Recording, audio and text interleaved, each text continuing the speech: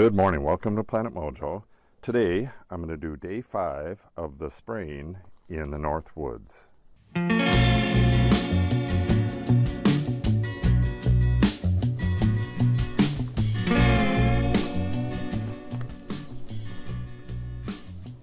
What I'm spraying is 2,4-D amine 4, which is pretty generic. I mean, whatever's on sale is what I get. I got this at the Ag Center, a True Value Ag Center. It's about $35. I mix in a little bit of blue, spray pattern indicator. This is Laser brand. It's the cheapest I could find. Use blue. They sell green. I don't know why anybody would use green, but there must be some use for it. And there's red as well, but that is oil-based. So I use that with Hack and Squirt and other stuff, basil bark treatment, etc. So the equipment is just, right now I'm using, these are Chapin 2-gallon Sure spray. I found that these last the longest. I can use these for years, and pretty much every other brand I've used, the seals go bad after a year. So these are the only kind I use, besides my 4-gallon, and that is a what is that? Solo. So on here, from here all the way to the end of, well, this whole thing, the brass part and this part here, is an extension. They call it a replacement wand, but it actually is an extension. This is just the extension, and then the extension does not come with the spray tip. So I take it off of the old wand that comes with it. This one has the extension on it, and then I put the wand on it as well, and that gives me a little more reach. I can reach way the heck over stuff to get where I have real dense vegetation that I need to kill. So that's about it. I get both of these at Menards. I think this is like $6 for the extension, and I believe right now these are like $10, but I think normally they're maybe $14. Can't tell you for sure, and prices are going to vary all over the place.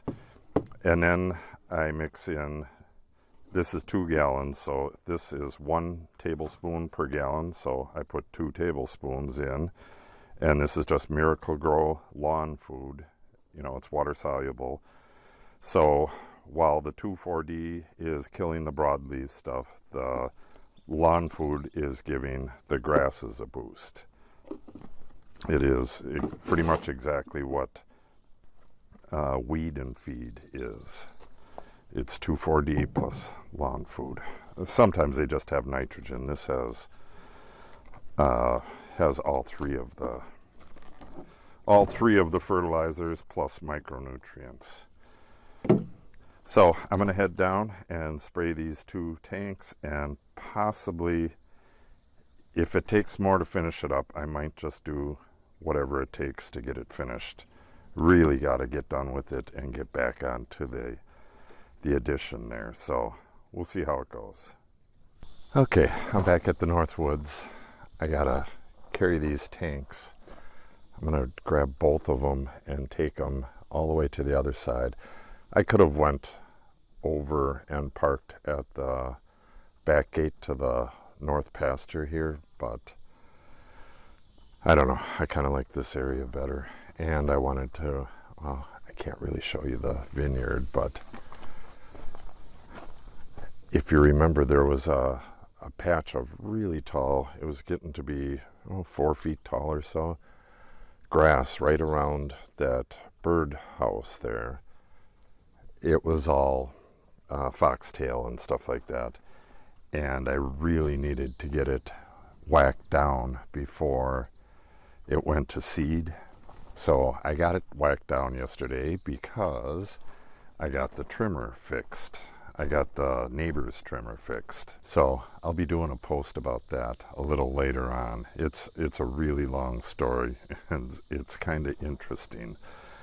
We ended up going to town to get both machines worked on, and then we took a detour out to a farm out in the middle of nowhere to pick up some new animals. So stay tuned for that video. I'll be doing that one next. Okay, I'm on my second tank, working my way through the thicker stuff up here. This is the double wand right here. I mean, it looks pretty rinky-dinky, and it kind of is, but it gets the job done. So this is just the separate extended wand, and then it has the original wand on the end of it. I really need to get in here and do the final hack and squirt. You know, I didn't hack and squirt all of the trees because I didn't want this to be blazing sun in here while the plants were real small. But it's about time. Then hopefully I'll let enough light in by fall to give these guys some good light to store up some energy over winter. I'm not sure how well you can see this, but I got some nice grasses coming in here, but I really don't know what's what. That is absolutely a grass. That's not a sedge. And I planted, I believe this woods here got 100% prairie grasses planted, no nurse grass like perennial rye. So it should be a good grass. I mean, they're all over in here. I tossed the seed, you know, right on top of larger stuff that was growing in here, like some of this stuff, you know, small trees, baby trees and whatnot. Made its way to the ground and started growing.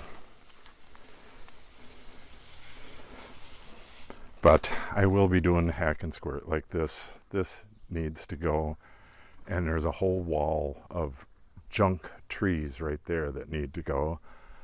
I'm going to keep that red oak, I believe, but the vast majority of this stuff is just junk trees that grew up.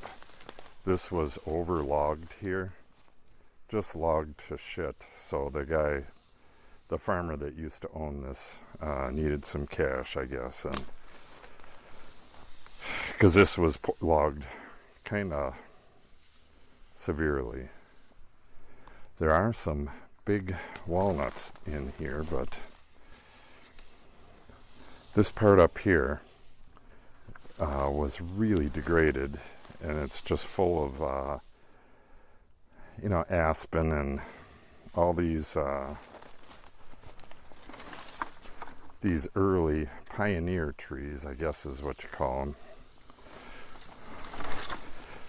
But they grow to a certain height, or for a certain length of time, and then just die, and that's what they're doing.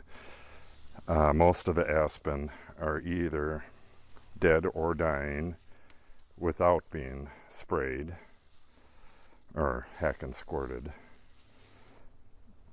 All of the ash died, so the place got invaded by garlic mustard because of the light that was let in from the dead and dying trees. So once all of the trees are gone, or the vast majority of them, the light that's let in will let all of this new grass that I've planted, all this prairie grass, should get a big boost, and then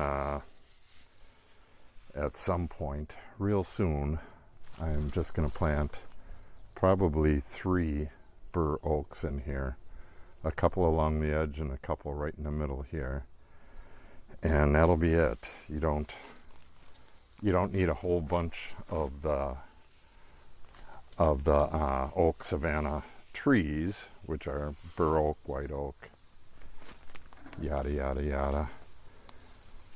You don't need a whole bunch of trees. You need, I guess I don't know if it's ideal or not, but 30% tree coverage is, I believe, an average oak savanna, but they go up to 80% or so. I haven't looked at the numbers lately, but I believe that's about what it is.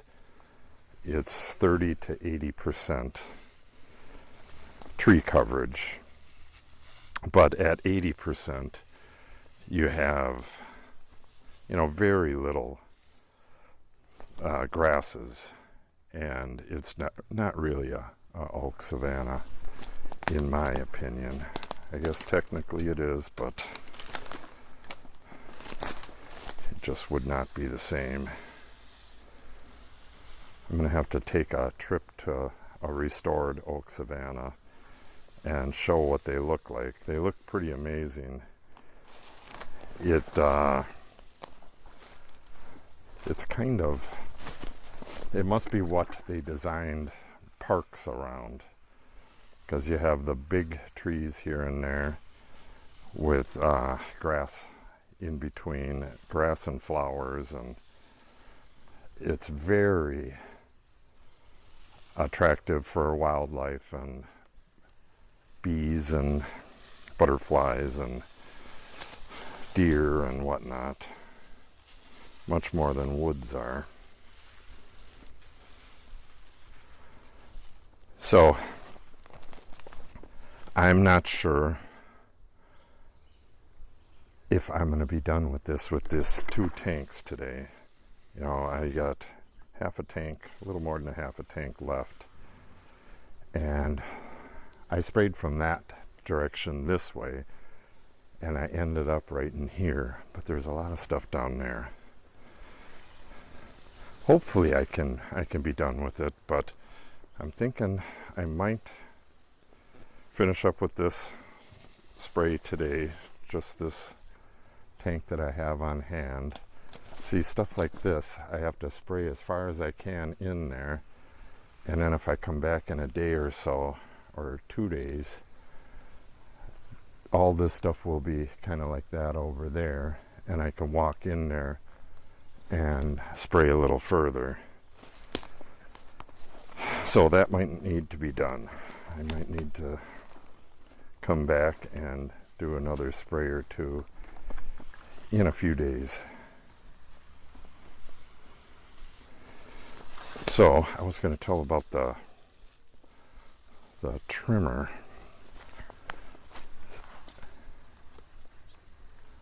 So I have the 2 trimmers, mine, which was having gas problems and would not start, and still having problems, and the neighbors whose trimmer was working, kind of.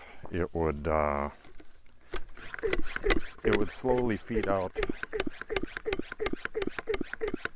It would slowly feed out all of its line, and within 100 feet, it would be out of line. It was just feeding it straight out. So I took both of the trimmers to town. Natalie wanted to pick up some animals, so we kind of combined trips. Went to town, and he was going to do it while he was going to tune up my saw while I waited. And I brought the bump head from the neighbor's trimmer in with me, and we could not figure out what was wrong with it, why it was feeding out like that. We looked it over, and didn't appear that anything was wrong. The thing held line, and it would not feed it out unless you pushed the button. But then I spotted these rectangular protrusions on the bottom part, and they were really worn. So put two and two together that at full speed, once you rev it up to speed, the the spool was slipping past what I guess are stops. When you bump it, it slides down below the stops and feeds out for just a bazillisecond. And what this was doing was centrifugal force was pushing it down, and it was going past it because they were so worn. So the shop I went to does not carry the professional stuff, so they didn't have a big bump head like that, but he had the actual part that I needed. I was going to get a whole head, but he had the actual part that I needed, and that was the only part he had for them bump heads. So he just gave it to me. He charged me $10 to look at my trimmer and not be able to fix it. He said that put the carburetor that came on it back on. I put a replacement carburetor. You know, they were real cheap on Amazon, but you know, I should have known better. He said, yeah, they're real cheap because they're not adjustable. It has adjustment screws, but they didn't seem to be doing anything until you turned it all the way in. And then as soon as you turned it a little ways out, it remained the same the entire rest of the way turning it out. So he says it's not really adjustable, and to put the original carb back on, and if the carb's bad, to get a rebuild kit for it, or get a OEM carb. So that's what I'll do for my trimmer.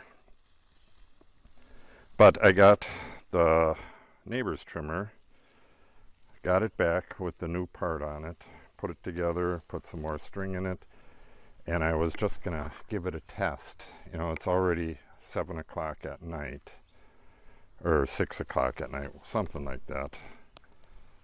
And I was gonna give it a test. I put the string on, I came down to the vineyard and started trimming, and it felt like it was doing the same thing. You know, you could feel it like slip and cut the string. So I don't know how much of that it does on its own, but it seemed like it was doing that for a little while, so I figured I really had to get the vineyard trimmed. So I was willing to just, you know, if it would do a whole row, I would just keep filling it with line until I got the row done, while I waited to get mine fixed, because Natalie has to cut today. I mean, the vineyard is way overgrown. But anyways, I got in the vineyard and was cutting, and got to the end of the first row, went down the next row, and just kept going, and the vineyard is done. So apparently that new part just kind of, I don't know, maybe it worked its way into place, or maybe it was just a normal little trim. But whatever the case is, it did the entire vineyard and still has string on it. So now I can get the rest of the stuff trimmed today. But the animal part of the story, Natalie wanted to get something runner ducks, Indian runner ducks or something like that. I've seen them before. A friend of ours had some. I guess people use them to train border collies to herd. They don't fly, they can only run. So when we went to town to do all this stuff for the trimmer, we ended up going out into the middle of nowhere and got the ducks from a farmer. He was missing an arm. It was pretty interesting fake arm that he had, but we'll save that for another story. Well, we got these runner ducks, 4 of them, and we were talking about it the entire way home, how to introduce them, how we're gonna have to make a temporary shelter. We were gonna try making a shelter out of a barrel, and I still think it's a good idea. I got a plan in my head, and we were talking about that all the way home, and you know, she was gonna let them, I told her to let them loose at the pool by the house, and you know, give them bread and stuff and let them know that you're their friend, and you know, kind of slowly introduce them to the new place. And we got out of the car, and next thing I know, she's got them loose in the pool with the dog there. And the dog chased them out of her pool, because that's her pool, and chased them all around, and 3 out of the 4 disappeared into the woods. So if you see any Indian runner ducks in the woods here, those are Natalie's. So we're trying to lure them back. We got one of them, and he quacks a good amount, so maybe the other ones will come back when they're hungry, but they're supposed to be really good foragers, and there's tons of food here, seeds and grubs and all that stuff. So you know, they might just live in the woods until they die. So that's really unfortunate. Another one of those lessons, you know, getting too antsy to make stuff happen.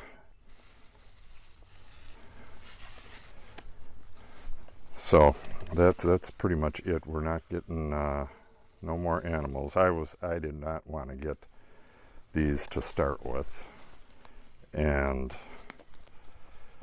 you know, finally caved in, and then now we got runner ducks running around in the woods. Coyote food.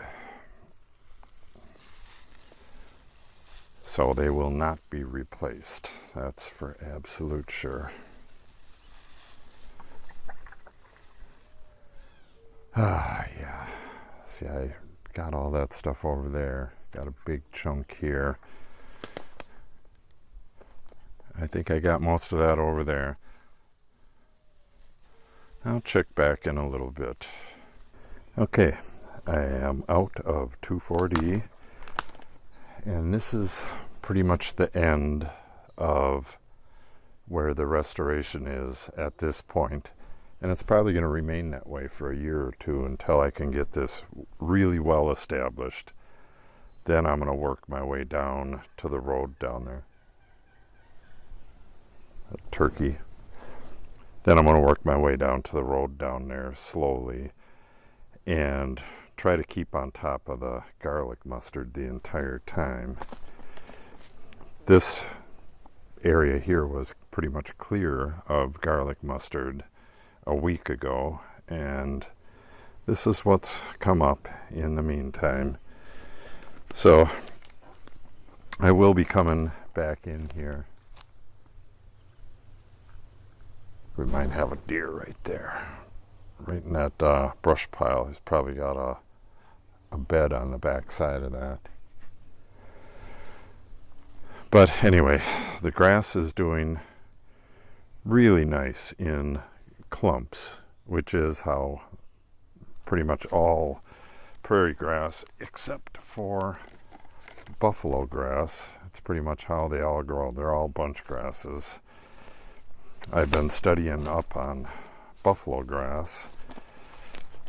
The neighbor who just had all the dozer work, she had a friend who was a seed dealer, something like that, or maybe it was a friend of a friend, but something like that. And they had some seed mixes, and one of them included buffalo grass. And I was unsure as to what buffalo grass looked like, because I need seed for up by the back of the house there. And I want only the prettier grasses up there, within sight of the house. But in fact, most of them are pretty damn nice looking, so I guess I could put anything there.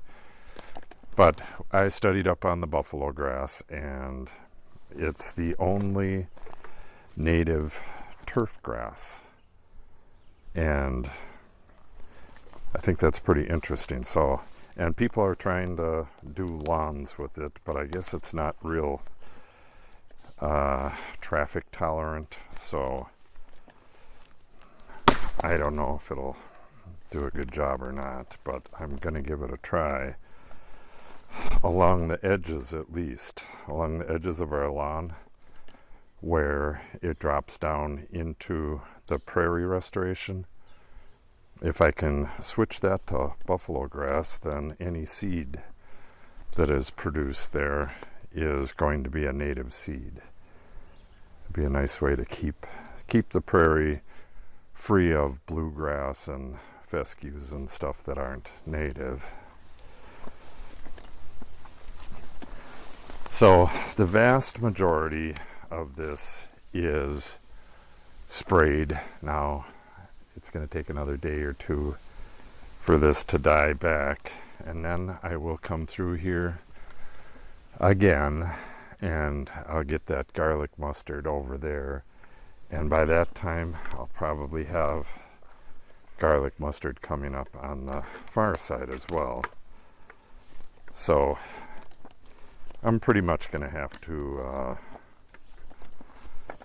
spray here and there the rest of the year, but the majority of this stuff that cropped up since the original sprays in spring is now knocked back, so it's going to be a lot easier from here on in. It was just kind of a battle to get everything to this point.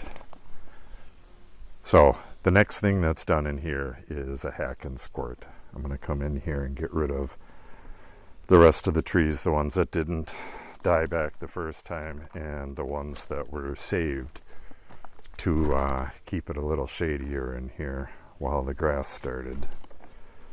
It's time to let full sun in, so if you want to see that, I'm going to show the hack and squirt recipe that I'm using and how I mix it up and show how I do it. So make sure you subscribe if you want to see that. If you got any questions or comments, make sure you put it in the comment section below. Sharing really helps the channel grow, so if you could do that, that would be great.